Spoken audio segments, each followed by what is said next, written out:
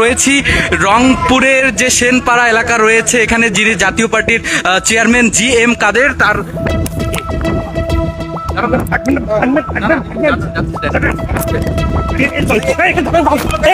এখানে দুর্বৃত্তদের হামলা ঘটেছে, যার ফলে তার বাসার যে গ্লাস সেগুলো কিন্তু ভেঙেছে। আমরা দেখছি যে জাতীয় পার্টির যারা নেতাকর্মী রয়েছেন তাদের সহ একটা কিন্তু উত্তেজনা এখানে বিরাজ করছে। নিশ্চয়ই আপনারা দেখছেন, আমরা এই মুহূর্তে রয়েছে কিন্তু রংপুর নগরীর যে সেনপাড়া এলাকা রয়েছে এখানে।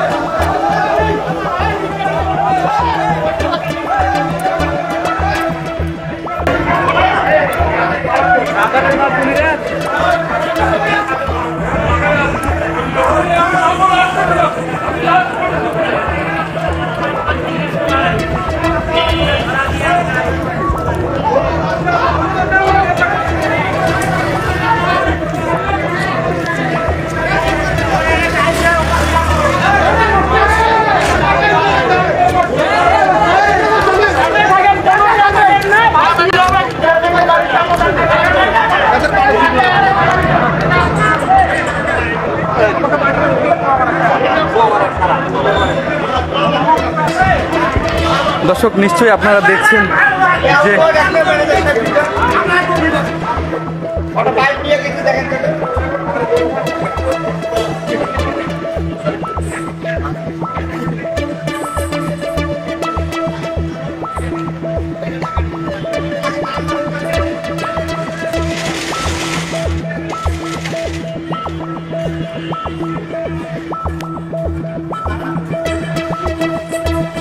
আপনাদেরকে দেখানোর চেষ্টা করছিলাম কিছুক্ষণ আগেই, কিন্তু দেখছেন যে একপাশে কিন্তু জাতীয় পার্টির যারা নেতাকর্মী রয়েছেন তারা কিন্তু ইতিমধ্যে এসেছেন এবং তারা এখানে অবস্থান করছেন, এবং অন্য পাশে যারা আন্দোলনকারী রয়েছে তারা কিন্তু ঠিক তার অপর পাশে অবস্থান করছেন। এবং কিছুক্ষণ আগে আমরা দেখেছি যে এখানে কিন্তু যে একটা ধাওয়া পাল্টা ধাওয়া সেটি কিন্তু হয়েছে, আমরা এমনটি দেখেছি, এবং এখানে কিন্তু জাতীয় পার্টির লোকজন অবস্থান করছেন।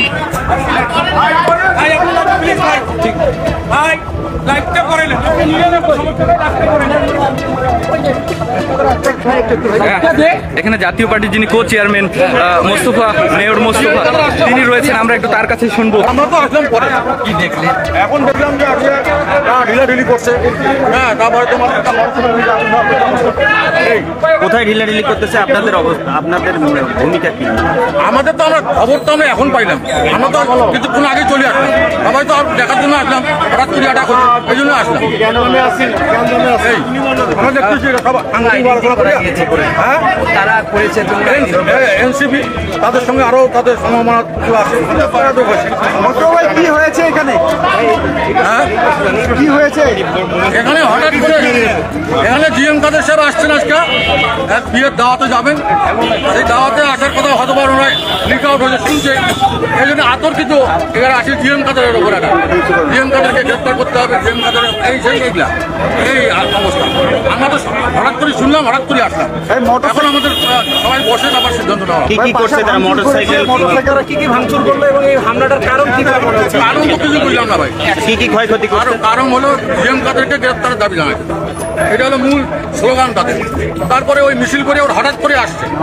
হ্যাঁ, যেমন কালকে তারা হঠাৎ করে মিছিল করছে, আমরা মিছিল করে প্রোগ্রাম শেষ করে চলে যাওয়ার পরে এই পরে একটা ওই পাঁচটা ছেলেপেলে যে মিছিল করছে, ওই আজকে হঠাৎ করে তারা ভাই কি কি পুরাই দিল বললো না?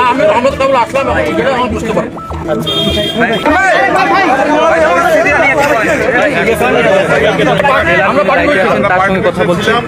তারপর আমরা যখন শুনলাম যে বৈষম্যবিরোধী ছাত্র আন্দোলনের নেতারা জি.এম. কাদেরকে গ্রেপ্তারের জন্য ওরা প্রেস ক্লাবের সামনে অবস্থান নিচ্ছে, আমরা এই কথা শুনে আমরা পার্টি অফিসে অবস্থান নিচ্ছি। পার্টি অফিস থেকে ততক্ষণ আমরা যখন পার্টি অফিস থেকে বের হওয়ার আগেই শুনলাম যে এখানে তারা হামলা করেছে জি.এম. কাদের সাহেবের বাসায়। এটা বৈষম্যবিরোধী ছাত্র আন্দোলন এবং এনসিপির লোকজন ছিল, সাথে অন্য রাজনৈতিক দলের লোক ছিল আমরা শুনলাম, সেটা আমরা সঠিক জানি না। আমরা আপনারা অনুসন্ধান করে বের করেন যে অন্য অন্য রাজনৈতিক দলের লোকও ছিল, সেই তারা সংঘবদ্ধ হয়ে আমাদের জিএম কাদের সাহেবের বাসায় হামলা করছে। তাহলে আমরা সংঘবদ্ধ, আমরা সুস্থ রাজনীতি করতে চাই। সুস্থ রাজনীতি রংপুরে আমরা আগুন জ্বলা যাবে। রংপুরে আগুনটা জ্বললো, এই আগুন নেভানো যারা জ্বালিয়েছে তারা নেভাতে পারবে না এই আগুন। বাসায় আছে, উনি বাসায় আছেন, আমরা এখনো যাইনি, যাবো এখান থেকে বাসায়। এটা তো জানি না, আমরা কেবল তো আমরা তো আপনাদের সামনেই আসলাম। না, আমরা তো কেবল আপনাদের সামনে আসলাম, আমরা তো কেবল আসাম সেটা আমরা দেখে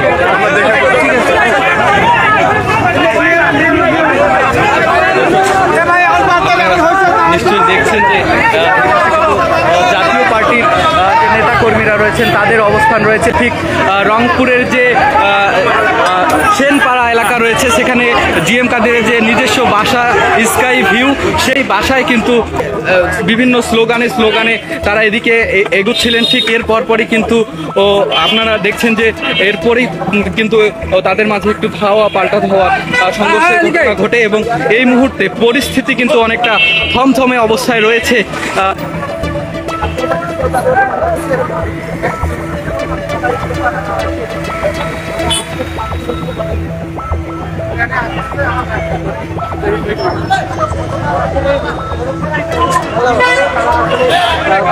দর্শক, আমরা কিন্তু আপনারা দেখছিলেন, আমরা কিন্তু কথা বলছিলাম জাতীয় পার্টির যিনি কো চেয়ারম্যান রংপুরের, যিনি সাবেক সিটি মেয়র মোস্তাফিজার রহমান মোস্তফা, তিনি কিন্তু এখানে এসেছিলেন এবং তিনি যেমনটি বললেন যে এই যে তাদের জাতীয় পার্টির যে জিএম কাদেরের যে বাসা, সেখানে যে হামলার ঘটনা ঘটেছে সেটি সম্পর্কে তারা জানেন না এবং ঠিক এর পরে তারা কিন্তু সেখানে গিয়ে তার যে পদক্ষেপ সেটি তারা গ্রহণ করবেন এমনটি কিন্তু তারা জানাচ্ছিলেন। তো এই মুহূর্তে কিন্তু পরিস্থিতি এখানকার অনেকটাই কিন্তু থমথমে পরিস্থিতি বিরাজ করছে।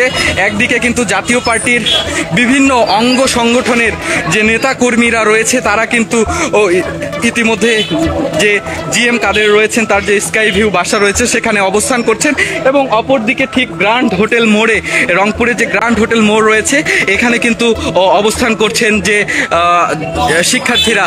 আমরা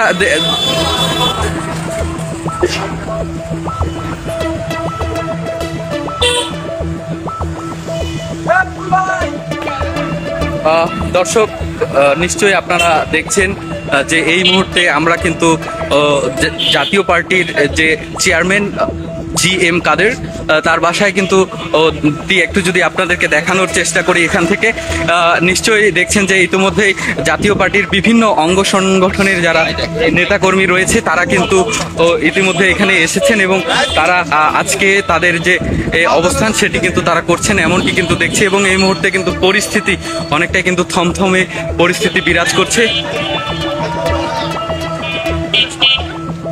আমি তো প্রেস ক্লাব থেকে ওদের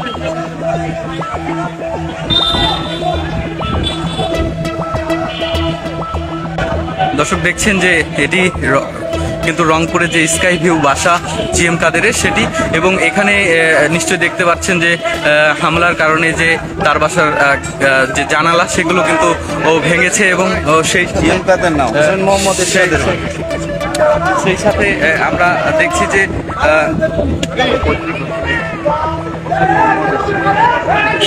দেখছেন যে একটি গাড়ি কিন্তু ইতোমধ্যে পুড়ে গিয়েছে, একটি মোটরসাইকেলে সেটি কিন্তু পুড়ে গিয়েছে এমনটি কিন্তু আমরা দেখছি। এই মুহূর্তে পরিস্থিতি কিন্তু অনেকটাই থমথমে পরিস্থিতি এখানে বিরাজ করছে, নিশ্চয়ই আপনারা ক্যামেরার চোখে সেটি কিন্তু দেখছেন।